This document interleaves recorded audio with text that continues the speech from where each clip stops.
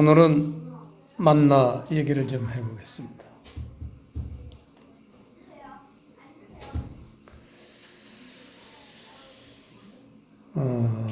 이 만나에 대해서 우리가 다 알지만 두 가지 특징 우리가 잘 아는 것. 첫째는 이 만나가 하늘에서 내린다는 것. 오늘 4절에도 하늘에서 양식을 비같이 내리리니, 이거는 하나님의 기획이죠. 이를테면 땅에서 거두어도 되고 땅에서 거두는 게 얼마나 많습니까? 그런데 일부러 하늘에서 내린다는 것, 이 주시는 분의 그 손길이 어디에 있나, 이거를 또 그 내용이 뭐냐, 하늘에서 내리는 것의 내용이 뭐냐, 그런 아주 중요한 주제를 하나님이 기획하셨죠. 그래서 하늘에서 내렸다는 거예요. 이게 첫 번째 특징이고, 두 번째 특징은, 이 만나의 두 번째 특징은 유겔에는 갑절이 된다는 것. 간단하고 단순한 주제이지만 여기에 심오한 하나님의 철학이 들어있죠. 오늘 이 하나님의 철학을 좀 우리가 좀 잘 살펴봐야겠습니다. 자, 오늘 주제 어디다 쓰세요? 성경책에 쓰셔도 좋습니다. 오늘의 이 만나의 주제는 만나가 어떻게 안식일이 되느냐, 그겁니다. 만나가 어떻게 안식일이 되느냐의 그 과정, 그게 오늘 말씀의 주제입니다.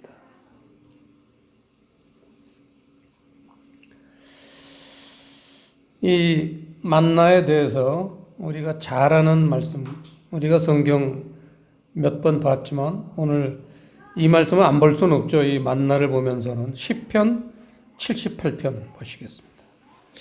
만나 하면 반드시 시편 78편이 떠올라야 돼요. 우리 머릿속에서 떠올라야 돼요. 그 정도는 떠올라야지 성경 좀 본 거죠. 시편 78편 18절을 보시면요, 저희가 저희 탐욕대로 식물을 구하여 그 심중에 하나님을 시험하였으며, 그래서 그 식물이라는 단어는 식물이라고 번역을 좀 라우지하게 번역했습니다.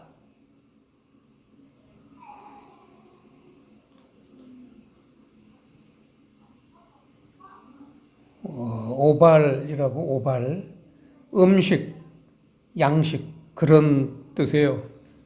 원어 성경을 보면 음식, 양식, 그런데 여기서는 식물, 조금 거리가 있는 번역을 했습니다.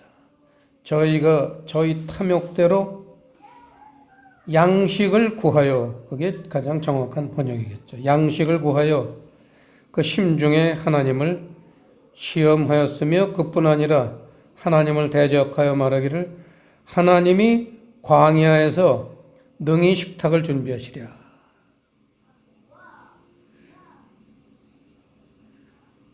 광야의 양식을 얘기하고 있습니다.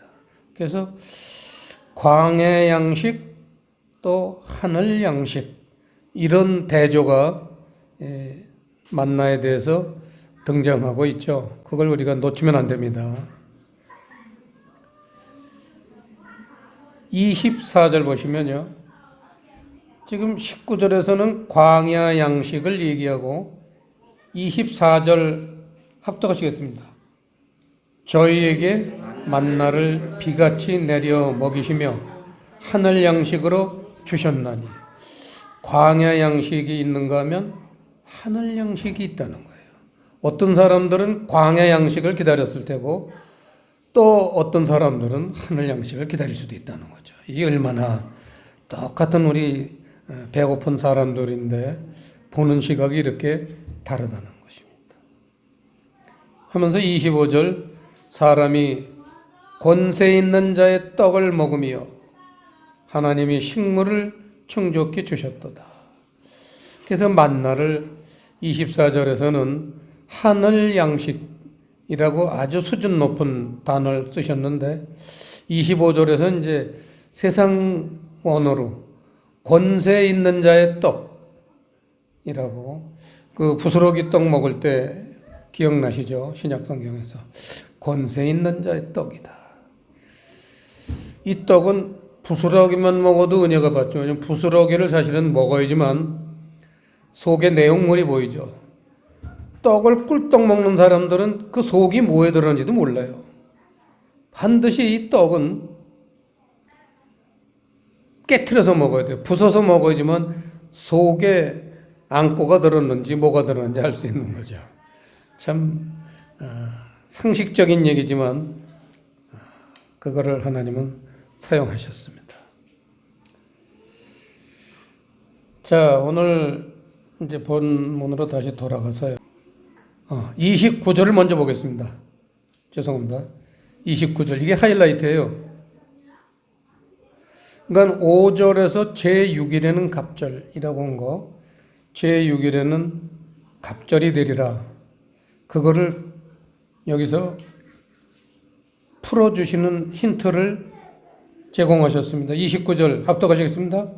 볼지어다 여호와가 너희에게 안식일을 주므로 제6일에는 이틀 양식을 너희에게 주는 것이니 너희는 각기 처소에 있고 제7일에는 아무도 그 처소에서 나오지 말지니라. 해서 이틀 양식이라는 단어를 썼습니다. 이틀 양식. 이틀 양식에다 밑줄을 치시고요. 둘째 줄에 안식일에다 밑줄을 치세요. 그리고 둘을 빨간 연필로 하나로 묶으세요. 이게 오늘 말씀의 주제입니다.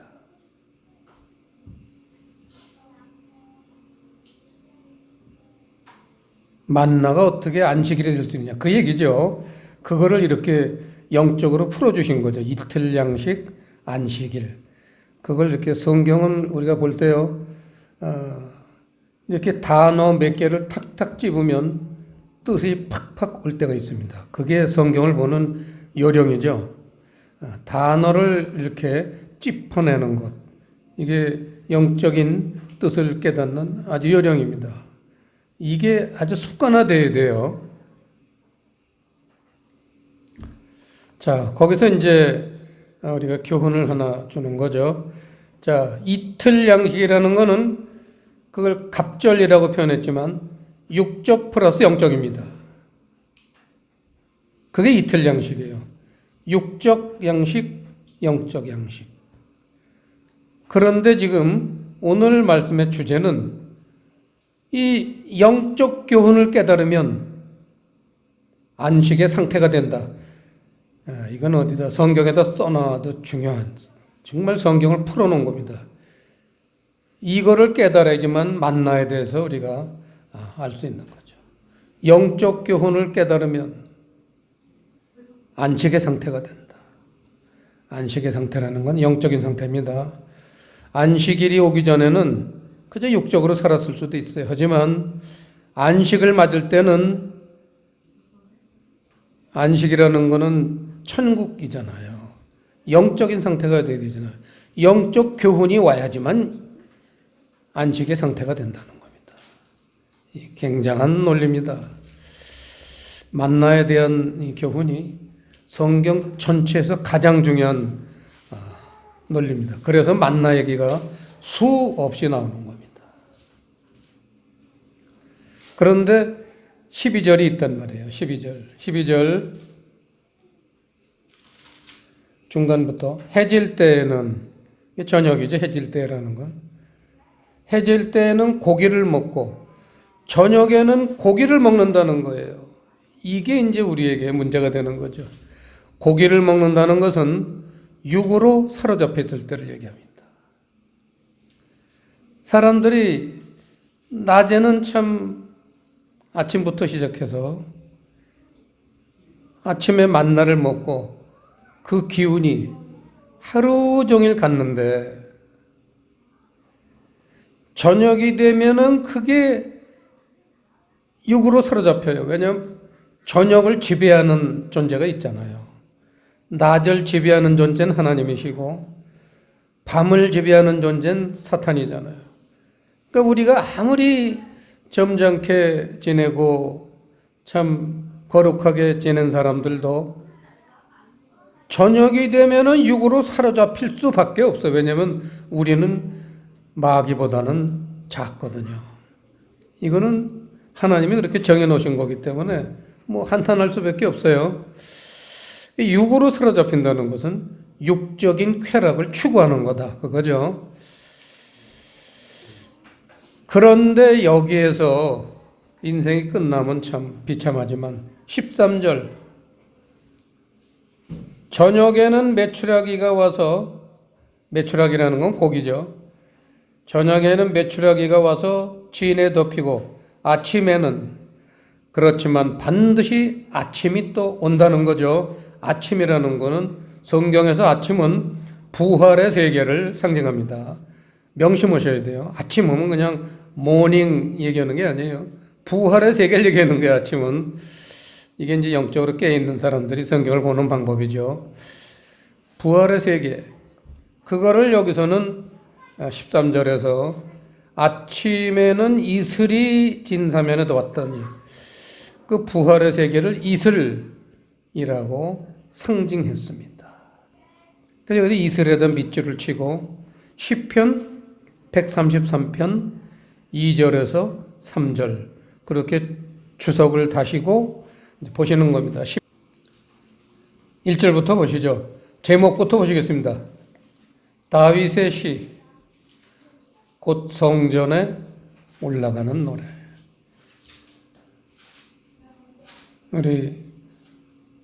우리의 믿음의 조상 다윗이 기록을 했어요. 다윗의 시이면서 성전에 올라가는 노래, 이 글을 읽으면서 우리가 성전이 되어가는 거다 그거죠.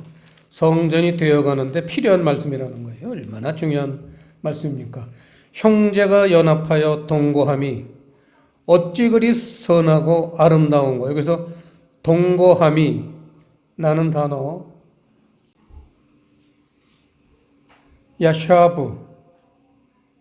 야샤브라는 단어인데 거주하다, 결혼하다, 거하다, 결합하다. 결혼하다예요. 그런데 만약에 이걸 결혼하다로 번역을 하면은 얼마나 시험 들겠습니까? 형제가 연합하여 결혼함이 그러면 얼마나 놀라겠어요. 그래서 동거함이 이렇게 번역이 잘했다고 봅니다. 결혼하다는 영적인 의미죠. 우리가 잘 알지만 이 형제라는 거는 기름하고 이슬이잖아요. 진리와 사랑이죠. 기름은 사랑이고 기름은 뚝뚝 떨어지잖아요. 사랑도 뚝뚝 떨어져요. 그래서 기름 하면 사랑 연상하기가 쉽습니다. 이슬은 아시다시피 진리죠. 진리의 말씀. 그래서 진리와 사랑은 결혼을 하게 돼 있죠. 당연히. 근데 그건 영적인 의미라 결혼하다라고 번역을 해도 되지만 여기서는 성경에 기록을 할 때는 결혼하다 하면 그건 괜히 신경 쓰게 만드니까 여기서는 잘했다고 봅니다. 머리에 있는 보배로운 기름이 수염, 곧 아론의 수염에 흘러서 그 옷깃까지 내린 것 같고 그 다음에 3절에 헐몬의 이슬이 시온의 산들에 내림 같도다. 이슬은 진리죠.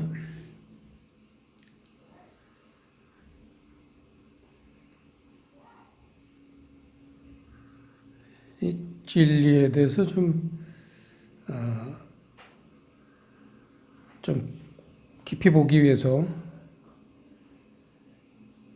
요한 1서 3장을 좀 보시겠습니다.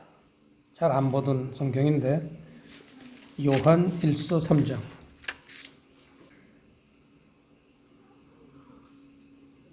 방금 말씀드렸듯이 이슬은 진리이고 부활의 세계를 얘기하죠. 아침이고 아침은 부활의 세계입니다. 자, 오늘 우리가 요한일서 3장을 펴놓고 이 말씀의 세 기능, 오늘 보충 수업입니다. 말씀의 세 기능, 중요한 내용이에요. 말씀의 세 기능을 한번 살펴보겠습니다. 요한일서 3장 7, 8, 9 합독하시겠습니다. 자녀들아, 아무도 너희를 미혹하지 못하게 하라. 의를 행하는 자는 그의 의로우신 것 같이 의롭고, 죄를 짓는 자는 마귀에게 속하나니 마귀는 처음부터 범죄함이니라. 하나님의 아들이 나타나신 것은 마귀의 일을 멸하려 하심이니라. 하나님께로서 난 자마다 죄를 짓지 아니하나니 이는 하나님의 씨가 그의 속에 거하며 저도 범죄치 못하는 것은 하나님께로서 났습니다. 자, 말씀의 세 기능의 첫 번째, 책망의 말씀. 말씀은 세 가지 기능을 하는데 이 셋 중에 하나에 들어가야 반드시. 근데 첫째 기능이 책망의 말씀이 있다는 거예요. 그 목적은 체질 개선. 그걸 오늘 7절에서 마귀의 미혹이라고 표현을 했습니다. 이 마귀의 미혹이 끊이질 않기 때문에 체질 개선이 필요합니다. 오늘 우리가 예배 전 찬양할 때 사슬을 끊어라, 그런 찬양 한 것 기억나시죠? 성령으로 끊어라, 그렇게 제목 가사가 나오던데, 성령으로 끊어라. 성령의 무엇으로 끊어요? 영적 교훈으로 끊어라. 오늘 말씀의 주제입니다.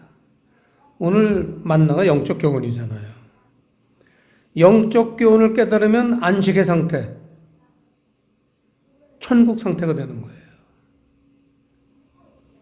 그래서 책망의 말씀이 꼭 있고, 왜냐하면 마귀의 존재가 강하기 때문에. 두 번째, 말씀의 기능 두 번째가 진리의 말씀.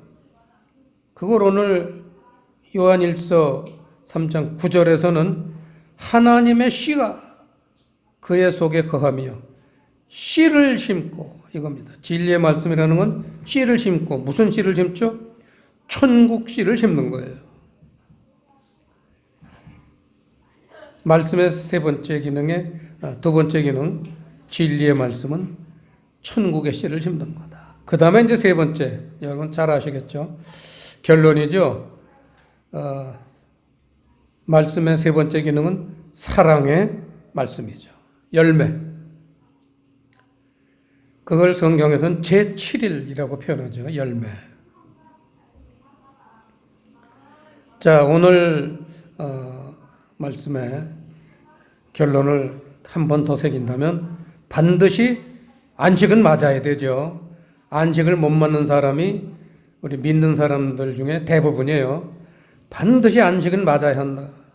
그런데 안식이 오기 위해서는 준비 단계가 있어야 된다. 그게 제6일을 맞아야 된다. 제6일은 갑절의 양식을 먹어야 된다. 그게 영적 교훈이다. 아주 오늘 말씀이 너무 단순하고 너무 간단하지만 사실은 성경 전체를 어울러서 가장 중요하게 여기시는 첫 손가락, 엄지손가락의 말씀입니다. 기도하시겠습니다. 아버지 하나님, 오늘 만나를 통해서 이 만나가 무엇을 의미하는지, 우리가 어떻게 받아들여야 하는지를 정말 소상히 가르쳐 주셨사오니 감사드립니다. 이 말씀이 우리 마음에 잘 새긴 바 되어서 천국 갈 때까지 이 말씀이 저희들을 인도할 수 있게 해 주시옵소서. 예수님 이름으로 기도드리옵나이다.